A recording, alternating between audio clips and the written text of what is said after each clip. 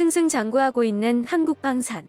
잇따라 국산 무기들을 수출하면서 이제는 명실상부 무기시장의 메이저리거로 자리매김했는데요. 이렇게 장사를 하다 보면 늘상 반가운 손님만 오는 것은 아니라는 것을 다들 아실 겁니다. 때로는 자잘한 감정이 남아있는 껄끄러운 손님도 상대해야만 하죠. 얌체짓을 하며 보는 사람들의 화를 돋구던 인도네시아가 대표적인 사례인데요.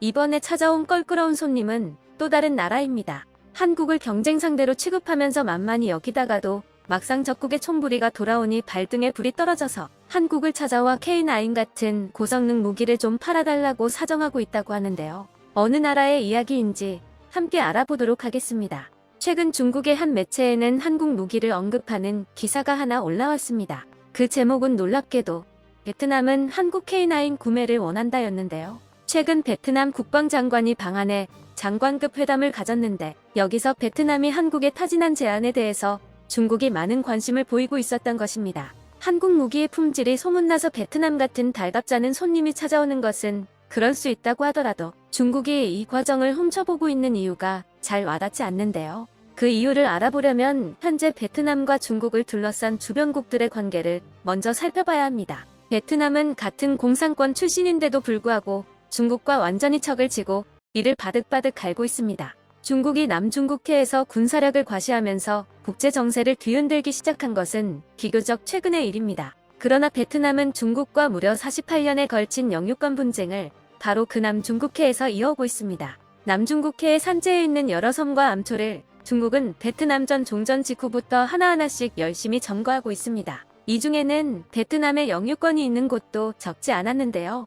당시 베트남은 중국의 이런 행보를 몰랐던 것은 아니었으나 전쟁의 뒷정리에 여념이 없기도 했고 중국으로부터 국가의 형성에 결정적인 도움을 받기도 해서 이를 막을 수 없었죠. 그러나 국민적인 감정은 축적되어 왔고 베트남 내부에서 중국에 대한 울분은 상상을 초월합니다. 중국 입장에서도 남중국해를 같이 접하고 있는 베트남이 언젠가 그간의 울분을 토해낼 정도로 성장할 수도 있다는 사실이 달갑지 않았죠.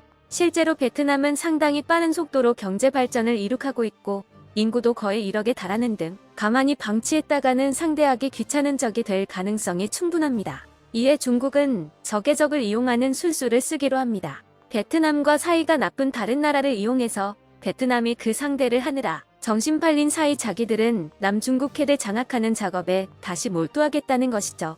중국이 이용한 베트남의 적은 바로 캄보디아인데요. 베트남 남부와 국경을 맞대고 있는 캄보디아는 과거 베트남한테 점령당해서 장장 9년에 걸친 전쟁을 벌이고 종전 후로도 10년에 걸친 게릴라전을 벌이는 등 상당한 감정의 골이 있습니다. 베트남도 캄보디아와의 전쟁이 배경이 돼서 그전부터 캄보디아와 우호 관계였던 중국과 잇따라 전쟁을 벌이게 되었고 이에 따라 캄보디아에 나름의 감정이 있었죠. 캄보디아는 지금까지도 중국과 우호적인 외교 관계를 유지하고 있는데 심지어는 현재 진행형인 남중국해 분쟁에서도 중국을 지지하는 몇 안 되는 나라 중 하나일 정도입니다. 중국은 캄보디아의 전차나 장갑차 등 무기를 무상 제공하면서 직접 무장시켜주고 있고 직접적인 금융 지원이나 심지어는 선거 지원까지 해주는 등 현재 캄보디아는 거의 중국의 괴뢰국이나 마찬가지인 수준입니다. 당장 이달 말에도 중국은 캄보디아와 합동 군사훈련을 앞두고 있습니다. 명목상으로는 인도적 지원과 대테러 임무 차원에서의 역량 강화가 주 목적이라고 말했지만 정작 중국은 3천여 명의 병력, 300여 대의 차량, 그리고 07형 강습 상륙함을 훈련에 동원하겠다고 밝혔죠. 대체 어느 인도적 지원의 상륙을 통한 강습 작전이 필요한 것인지 아마 당사자인 중국도 우스울 것입니다. 최근 들어서는 꾸준히 캄보디아 내 중국군이 주둔하고 있을 가능성이 제기되고 있으며 심지어는 비밀 협약을 맺고 캄보디아의 서남부의 항구에다 해군 기지를 지어서 중국군 최초의 동남아 지역 해외 거점을 확보하기까지 했습니다. 월스트리트 저널은 중국과 캄보디아 정부가 비밀 협약을 체결해 30년간 캄보디아 남서부 레암 해군 기지의 약 3분의 1을 중국군이 독점적으로 사용하고 그 뒤 10년 단위로 자동 갱신되는 계약을 했다고 보도했었습니다. 당시 양국 정부는 입을 맞춰 이를 부인했지만 그 뒤 이곳에선 공사 모습이 위성사진 등으로 포착되면서 기정사실화되었죠. 캄보디아의 국경은 중국군 자주포와 다연 장로켓으로 도배되어 있고 어쩌면 이는 주둔 중인 중국군이 직접 운영하고 있을지도 모르는 일입니다. 작년 캄보디아 국방부는 중국으로부터 최소 60문의 SH-1 차륜형 자주포와 12문의 AR-2 장거리 로켓 발사대를 구매했다고 밝혔으며 이를 통해 포병 전력을 현대화했으며 국경지대의 화력 지원 역량을 강화했다고도 덧붙였습니다. 남북으로 길쭉한 베트남은 현재 위에 있는 수도 하노이는 중국과 가깝고 밑에 있는 경제 중심지 호치민은 캄보디아와 가까운 최악의 상황에 처했습니다.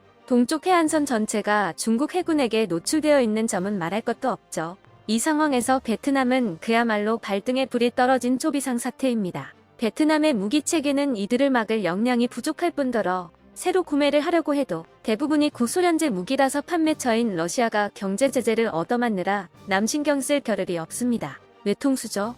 그러나 베트남을 구할 수 있는 방법이 딱 한 가지만 남아 있었습니다. 바로 한국 무기였는데요.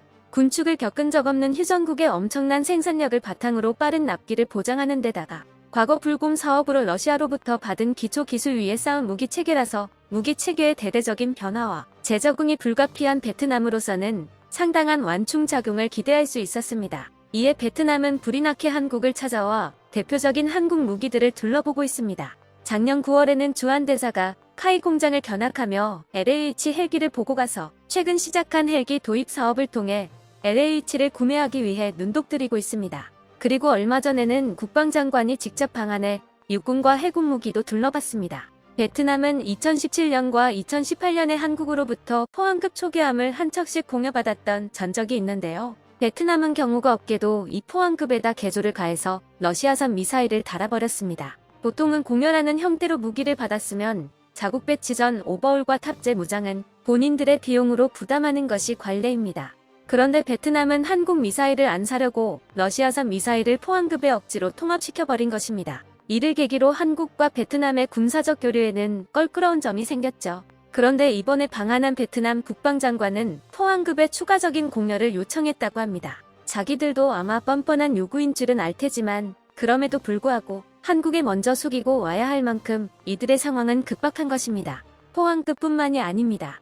이것만으로는 베트남 동해안 전반의 위협에 대한 응급조치를 한 정도밖에는 안 됩니다. 여전히 중국과 캄보디아 접경 지역에 대한 견제 수단이 필요하죠. 이에 베트남 국방장관은 한국 국방장관한테 직접적으로 K9 자주포 판매를 요청했습니다. 포병에는 포병.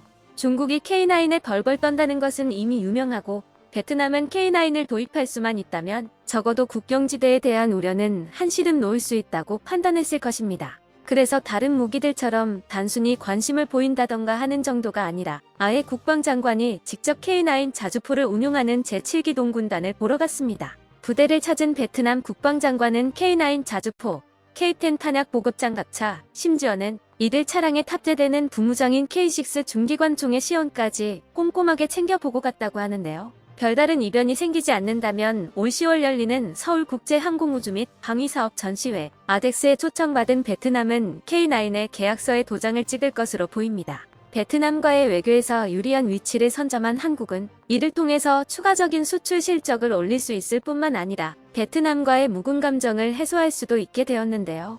포항급 공여 당시의 문제는 물론 한국의 베트남전 참전으로 인한 감정 역시 어느 정도 털고 갈 수 있게 되었습니다. 물론 이를 지켜보던 중국은 심사가 몹시 언짢습니다. 자기들이 그토록 두려워하는 K9이 캄보디아에 겨우겨우 만든 동남아 지역 해외 거점을 노리게 된다고 생각하면 간담이 서늘하겠죠. 그래서 이들은 베트남 국방장관의 방한 소식을 전하는 기사에서 대놓고 이간질을 하기도 했습니다. 현재 베트남 정부의 적으로서 참전했던 한국한테 피해 빚을 청산하지 않고 무기를 구매하려고 숙이고 들어가는 것을 참을 수 있겠느냐는 것입니다. K9의 성능이 실제로는 나쁘다는 중상모략도 빼놓지 않았죠. 이러한 중국의 반응은 이들이 얼마나 이기적인 사고방식을 가졌는지 단적으로 보여줍니다. 앞서 언급한 대로 베트남인들은 중국에 대한 48년짜리 원한이 있습니다. 아무리 베트남이 경제개방 이후 사상적 정체성이 옅어졌다지만 같은 공산권인 중국보다도 미국의 우방인 한국을 선호하는 것은 중국이 정말 어지간히도 싫다는 의미입니다.